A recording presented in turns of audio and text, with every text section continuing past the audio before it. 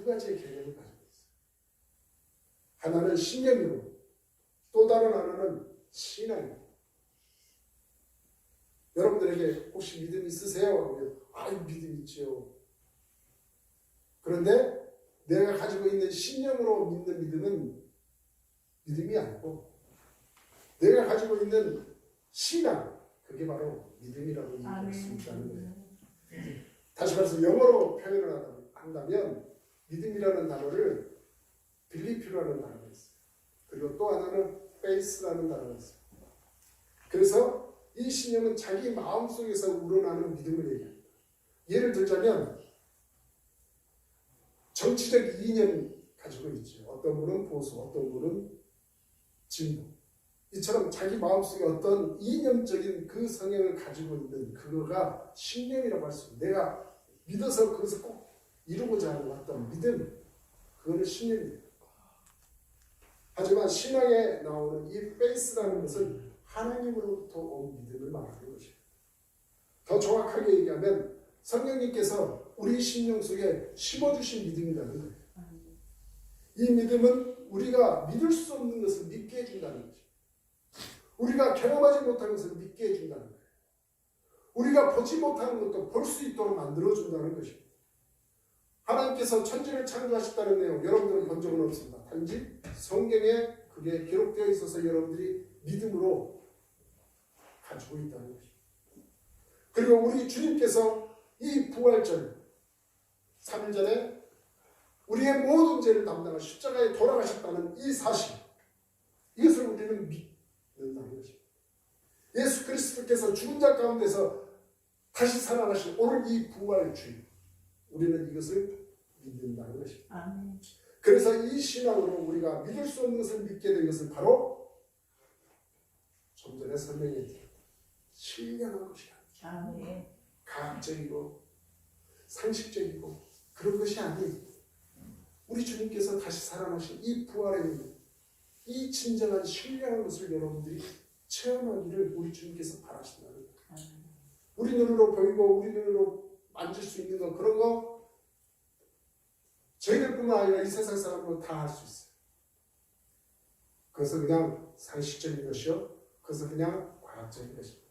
하지만 우리 주님을 믿는 그리스도인들은 눈에 보이지 않는 것을 믿는 그 믿음이 있으며 우리 눈으로 우리 몸으로 체험하지 못할 것도 체험하는 그 믿음을 가지고 있다는 거죠. 그래서 저와 여러분은 오늘 이 아침 뭐라고 고백해야 되느냐? 나는 부활하신 예수 그리스도를 믿습니다. 라는 고백을 이 입을 통하여 시인하시는 여러분이 되시길 바랍니다. 아멘. 그렇다면 이렇게 고백의 결과를 통해서 나타나는 것이 무엇이냐? 부활의 능력을 덧입게 된다는 거예요. 초대교회 시절에 사람들을 살펴보면 참 이해하기 힘든 부분들이 많이 나옵니다. 대표적으로 주님의 제자들의 태도 변화를 볼 수가 있어요. 저들은 예수님께서 십자가를 지실 때 다 도망쳤던 제자들이었습니다.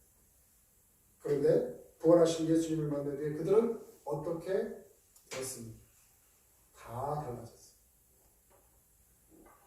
주님께서 십자가에 달리시니까 나도 잘못하면 죽겠구나 하고 다 도망쳤던 그 제자들이 오늘 이 부활주일 부활하신 그 예수님 만나보는 그들의 삶에 완전한 변화가 있었다는 것입니다. 대표적으로 여러분들이 잘 알고 있는 수제자였던 베드로는 어떻습니까? 대제사장 그 뜰에서 세 번이나 예수님을 부인했던 사람이었습니다. 그는 너무 두렵고 떨려서 예수님께서 십자가를 치실 때 도망쳤던 사람입니다. 그런데 그가 완전히 달라져서 어떻게 합니까? 그는 우리 주님께서 죽었다 다시 살아나신 그 부활신앙을 그는 가지고 있었어요. 그는 곳곳에 다니면서 주님을 증거하는 삶을 살았습니다.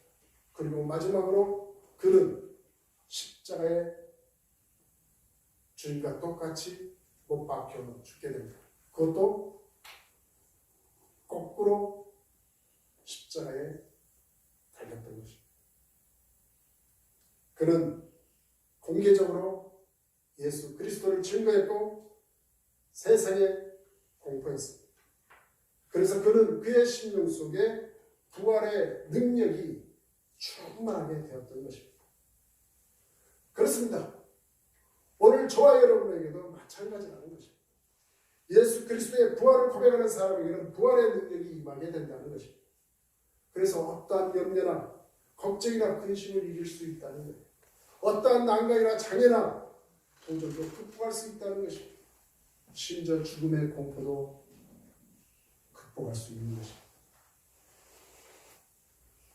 주님께서 부활하실 것을 굳게 믿는 사람들은 그것을 하나님 앞에서 그리고 사람들 앞에서 고백하며 그 부활의 능력을 덧입게 되는 것입니다.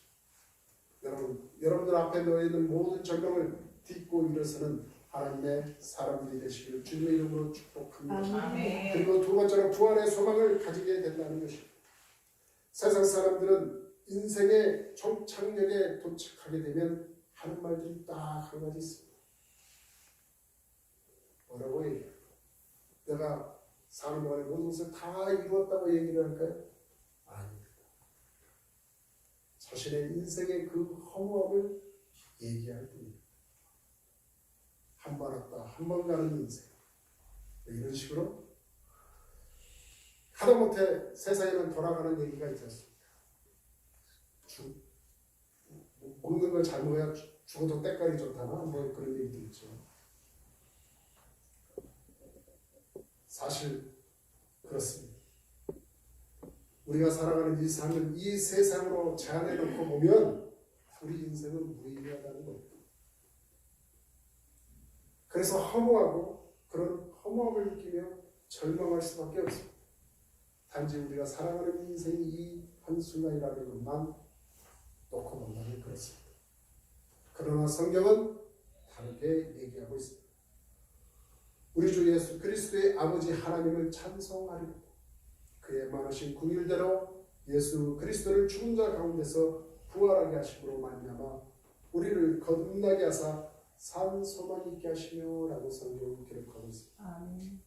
우리의 주님 되신 우리 그리스도께서 십자가에 달리셔서 분명히 죽으셨다가 다시 사흘 만에 부활하셔서 우리에게 그 길을 열어주셨다는 거예요.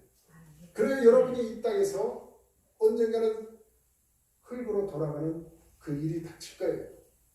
하지만 그것으로 우리의 모든 것이 끝나는 것이 아니라 우리는 새하얀 세마포를 입고 다시 부활하여 하나님의 나라에 함께 하나님과 함께 살아가는 귀한 천국 백성이 될 것입니다. 아멘. 이게 바로 오늘 이 부활절에 너무너무도 귀하고 복된 우리의 큰 기쁨이요 소망을 주신 우리 주님의 정말 놀라운 축복의 날이 된다는 것입니다. 아멘. 그래서 이 부활절은 어떻게 보면 여러 가지 찬송으로 우리 주님의 그 고난당했던 것을 슬픔으로 부르는 것, 그것만이 존재하는 것이 아니라 기쁨으로 우리 주님이 다시 부활하신 것을 찬양하고 기뻐하면서 하나님께 영광을 돌리는 그런 날이 되어야 한다는 것입니다. 그러므로 여러분 오늘 하루는 마음껏 우리 하나님으로 인하여 즐거워하십시오.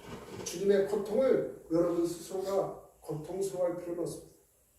그 고통을 이기시고 살아나신 그 예수 그리스도를 마음껏 기뻐하며 찬양하며 찬송을 들으시는 여러분이 되시길 바랍니다.